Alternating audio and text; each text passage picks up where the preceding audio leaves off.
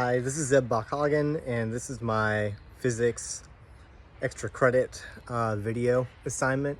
I wanted to talk a little bit today about the forces that are at play in my profession as an arborist.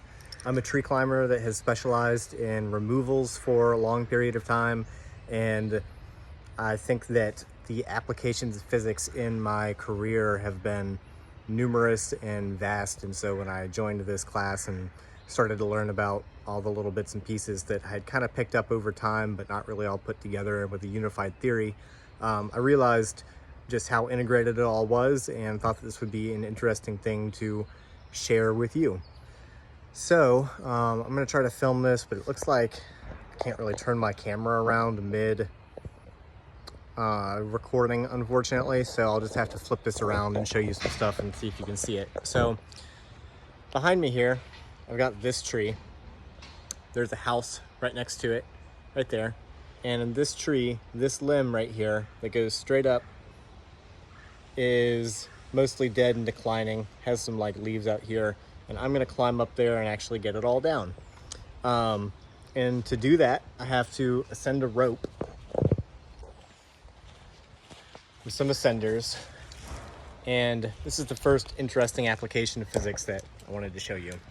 So this is what's called a single rope system, and it allows me, about 135 pounds, to hang mostly on this knot, which is called a friction hitch on this rope.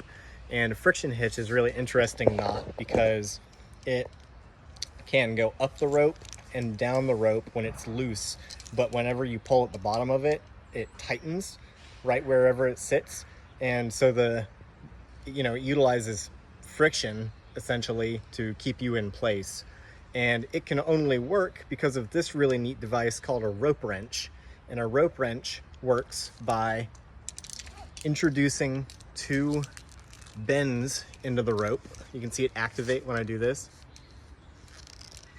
So it actually bends the rope against these two metal cylinders here and increases the friction force that is taken up by the metal and conversely converted into heat as you run up and down the rope, and removes the total weight load that is experienced by this knot. If you don't have this device, then this knot just will seize up and not be able to move up or down, and you'll get stuck. Additionally, we use pulleys to do a ton of stuff. This is what's called a little hitch climber pulley. And essentially, when you are hanging on this, it might be a little hard for me to show you. Shoot, yeah, it's gonna be difficult. But basically, when this is clipped to you, you hang from this carabiner on the bottom here. And the hitch climber pulley lets you pull up towards where you're tied, and essentially gives you mechanical advantage by reversing the direction to a 180-degree bend upwards, so that you can pull yourself up the rope with less force than it would take you typically, right? So when you're doing that, I wish I had more hands. When you change that angle, obviously when you pull down, there is no force pushing this device up, but then when you switch this rope to an 180-degree bend and pull up, the force exerted on this doubles, and you're able to actually move this up. What else? Trees are just really amazing things the more I think about them, because over, the span of tens of years, sometimes hundreds of years, they essentially convert chemical energy into gravitational potential energy. And this tree itself could potentially have, 25 to 50 tons of mass that has accumulated up in the air and turned all of that into gravitational potential energy. And a lot of my work is trying to release that gravitational energy potential into kinetic energy and get it back down onto the ground safely without smashing people's houses or killing people.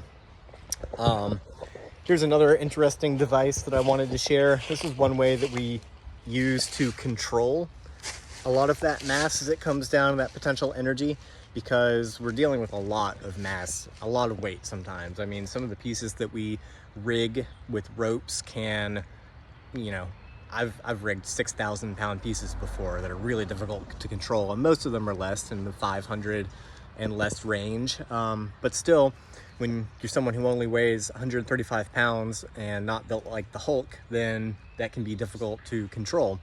And we achieve that by converting a lot of that potential energy into heat using things called friction devices, which is similar to the friction hitch that I just showed you. But this is called a porta wrap, and it's a metal bollard with 2 ears and multiple pegs that you strap to another tree, and then you run a rope through it that would be tied to a piece of wood.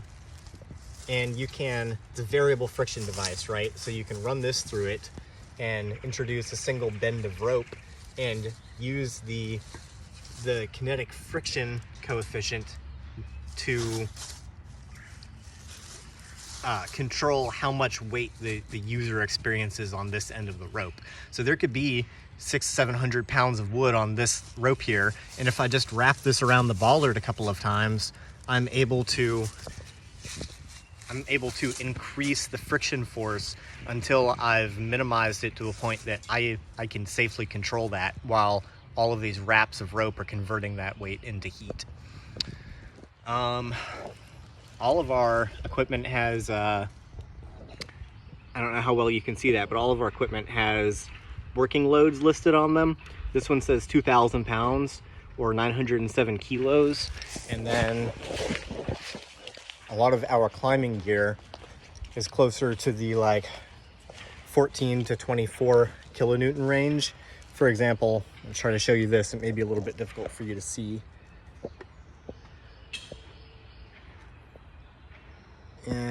Listed on the spine of the carabiner there are weight limits. I'll just read them to you. When it's loaded properly, so on its long axis, top to bottom, like you would climb on it, has a safe working load of 25 kilonewtons, which should well exceed any person hanging from it. Sorry, this video is getting a little bit longer than I meant it to, but these were some cool things to talk about. Part of what I do is developing an intuitive sense of physics, such that when I'm climbing a tree, I have to find ways to release moment arms and that gravitational potential energy and use angular momentum and an intuitive sense of rotation and gravity to do some pretty tricky things that seem fairly impossible until you figure out how to do them. And it's a really cool job. And this physics class has greatly expanded my understanding of what I'm doing and the forces at play. And I hope that was interesting and beneficial. Thanks. Bye.